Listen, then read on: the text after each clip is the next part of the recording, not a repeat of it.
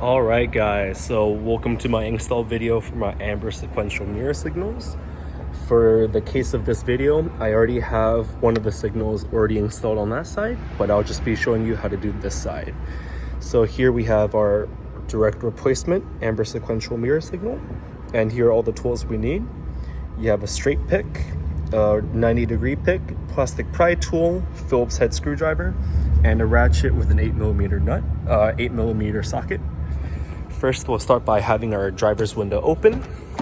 We open the door, and we're gonna take off this plastic cover here. I'll grab the 90-degree hook, and I'll just hook into the back of the cover here, just like this. And then for the plastic cover here, grab the hook again. Take this piece off, and there we go. From here, we'll take off the 2 Phillips head screws here and the 1 Phillips head screw there. After you have the Phillips head screws out, grab your plastic pry tool, and we're gonna pop off the door card and just get it loose. I like to start right here on this side. Since I've done it so many times on my car, the door card comes off really easily, but it'll probably take you much more time. My advice is just to take it slow because these clips do get really stuck. So I'll start here and just pop off the door card. And there's usually, I think, 5 or 7 clips going around the whole door card. And there we go.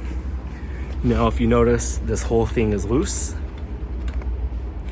And from here, I lock the button right here, and I just gently lift up the whole door card, just like that.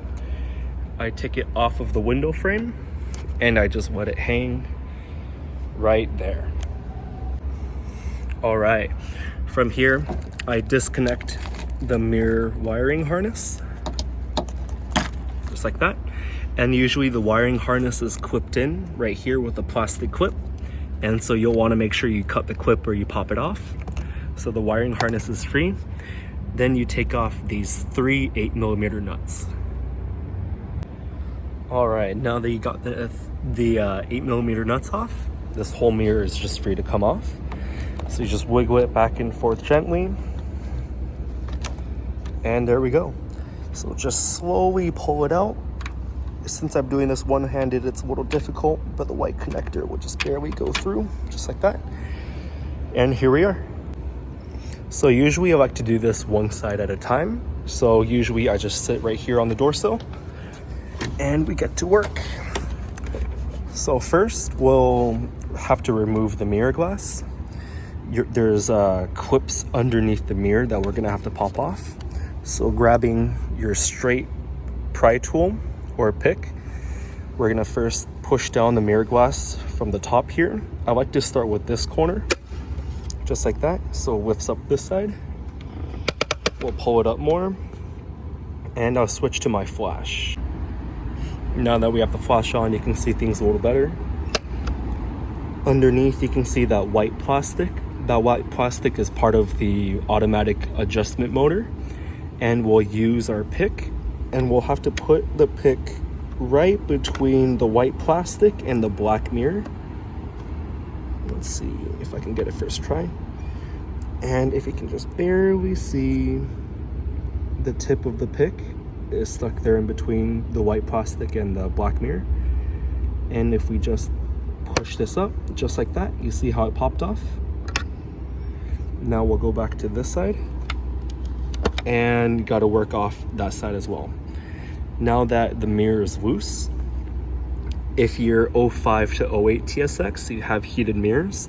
So just take note which wire is in what position. How I like to do it is, one of these is closer to you. So this one's closer to you than this one. So I take off the top wire first. There we go. I take off the top one. Let's see, that might be better. I take off the top wire and I fold it just like this. I fold it and it holds its shape. This way, when I put the mirror back on, I know which wire goes where. So the folded wire is the one on the top. Now we take off the bottom wire. Now the mirror is free to come off. From here, the mirror, the glass doesn't want to come off right away. So on the white plastic, I push down just like that. And don't worry, the popping sound is totally fine. You're free to adjust the mirror, you know, just manually, and that popping sound is just part of the motor. And now that it's pushed down, it's a little easier. Maybe I can do it just a little more. And there we go. This whole thing just comes right off. And I'll put that to the side. Now you have the mirror, the assembly without the glass. And now we take off these 3 Phillips head screws. Before you start taking off these screws, I just want to let you guys know, usually there's a little piece of plastic covering both of these screws, and you'll have to break open the plastic to reach the screws to take them out. And also, I highly recommend doing this step by hand, because these screws are held in with blue thread locker, and if you strip them, they'll be impossible to get out. So I'll take them out right now. Now that I got the 3 screws out, we're gonna have to separate the bottom half of the mirror from the top half, just like that. And then you'll have to take off this hidden screw right here. Now that the silver screw is removed, we take off the black shroud. Holding down the shroud, there's gonna be 4 Phillips head screws. 1 here, 2 here, and there should be 1 more up here, but I'm missing 1. So yeah, you'll take off these 4 and make sure you do them very gently. I also recommend doing them by hand because you can definitely break the plastic by accident. Now that the 4 screws are taken out, the black shroud will be easier. You'll be able to take off the black shroud.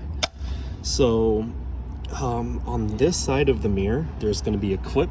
So just be very careful. The clip is behind the shroud. So you want to lift up on this side and just slowly wiggle it back and forth until the shroud comes off. You can see where the clip is. The hole's right here, and the clip usually extends right here, but it's broken on mine. So we take the shroud off, and from here, you should usually be able to see the old mirror signal. And from here, let's see, we've got to rotate the mirror around. Since we took off the silver screw, the motor, you just move the motor out of the, you know, out of the way. And then from here, you'll take off the signal. All right, just for example, I put the new signal back into pretending it's the old one. But yeah, once you move the motor out of the way, the old signal, you just gotta, you know, gently pull it out and you unclip it. And now that you've taken out the old one, you put the new one back in. So let's see if I can do this one-handed. Nope, you need 2 hands. Clip in the new signal, and you'll have to just put it back into place. Usually in the back there, let's see if I can get a good angle. Right there, do you see there's a little hook in the middle of the screen? When you put the signal in place, do you see there's 2 white arms? When you put it in place, both arms are supposed to hook into place. The top hook right there is actually broken on mine, but if you see the bottom one, it's already hooked into place. There we go, the bottom one's already hooked in place. So once you put in the new signal, it should just hook into place. And from here, you gotta gently try to maneuver this around. It's kind of hard to do it while recording, but we gotta put the motor back into place. So I'll show you how to do that next. All right, after wiggling the motor around, I got it to sit back into place. You'll know it's in the right spot when this screw lines up and this screw lines up here. And how I like to do it is, instead of putting the shroud back on, I put back in the hidden screw. So I'll do that next. Now that the hidden screw is back into place, the motor is, you know, it doesn't move anymore, and it'll make it easier to put everything back together. So grabbing the shroud, we'll put it in hook side first, or the clip side first. So it's clipped into place. Sometimes you gotta wiggle it around till it feels right. Just like that. And the shroud's back in place. And before we put the 4 screws back on, I like to use my left hand and squeeze the gap together. If it'll focus. If you hold it down with your left hand and screw it together with your right hand, it makes sure it makes the gap as small as possible. So I'll show you what it looks like afterwards. All right, now that you've put the screws back into place, there's 1 here, 2 there, and 1 more up here that I'm missing. Once everything's screwed back together, you should notice the gap between the shroud and the cover, between the shroud and the painted mirror. There's no more gap all the way around. And if there is a gap, my best recommendation is to just loosen the screws, wiggle the shroud around until it fits better, and then tighten the screws back down. But now that the shroud is back into place, the silver screw is back in, you'll have to put the top half of the mirror back onto the bottom, just like that. Once they're back together, you'll put in these 3 screws. Now that the 3 Phillips head screws are back in, we got to put the mirror back on. So grab your mirror. If you look closely, there's going to be hooks on the top and clips on the bottom. So just like this, they hook in on the top. And sometimes if they don't fall into place, you'll have to adjust the motor. Now that it's adjusted, see it wants to close already. And before you close, don't forget to reconnect the wires. Remember, we folded the one that's further away, and the one that's straight is the one on the bottom. So I'll reconnect them and I'll show you what's next. After you put the wires back in so the heated mirrors work, you'll close the mirror and you'll have to clip it in. You see there's these clips right here.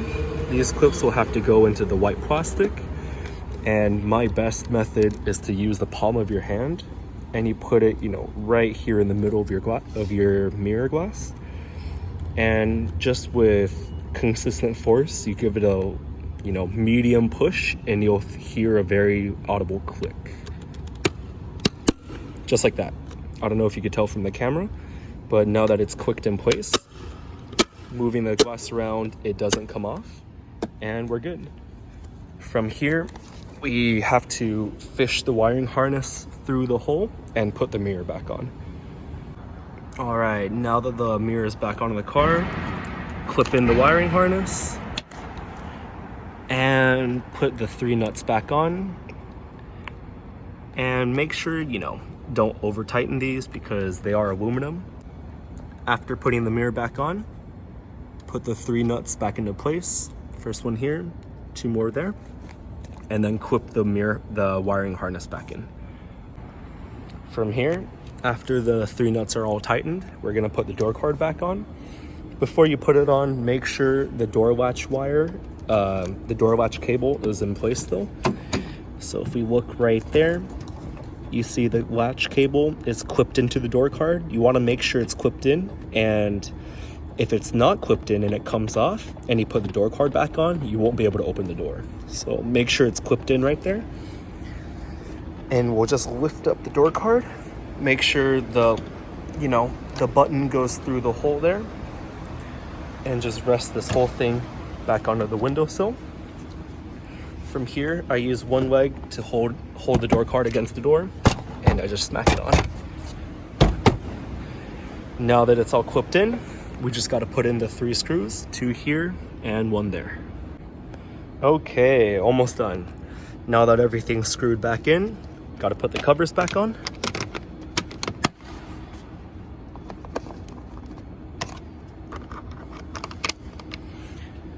Unlock it and make sure everything works. Yeah. Now, installing the signals on the passenger side is identical to the driver's side. You know, same exact procedure. Unscrew everything, loosen the door card, remove the mirror, and then disassemble it. But the only difference is, we'll come around. On the passenger side, ignore the mirror. I just did it like that so it's easier for me to take it apart. On the passenger side, the only difference is you'll have an extra cover here. And so, let's see. Usually the cover is on just like this. So just like the driver's side, you have 2 screws here, 1 screw there, but you have the extra cover. To remove the cover, I just use the plastic pry tool, and I like to start right here, just like this, and work it apart. Now that there's a gap, I can just use my hands and get it off. From there, you have an extra 2 Phillips head screws. So there's a total of 5, 2 there, 2 there, and 1 here. After you get all the screws off, same exact thing. Loosen the door card. After you loosen the door card, unclip the harness, take off the bolt, the 8mm nuts, and you remove the mirror. And yeah, if you forgot how to, you know, disassemble the mirror, just gotta rewind the video and you'll see how to do it on that side. The same exact process on that side. And let's see how they look. Use the hazards. And there we go. Nice sequential action.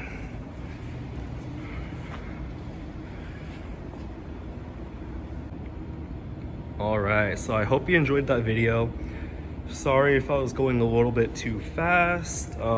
It's getting a little bit late. I think it's almost 12 a.m. and I just wanted to get it done. If you guys have any questions, just message me on Instagram and let me know, and I'll try to reply to you as fast as I can.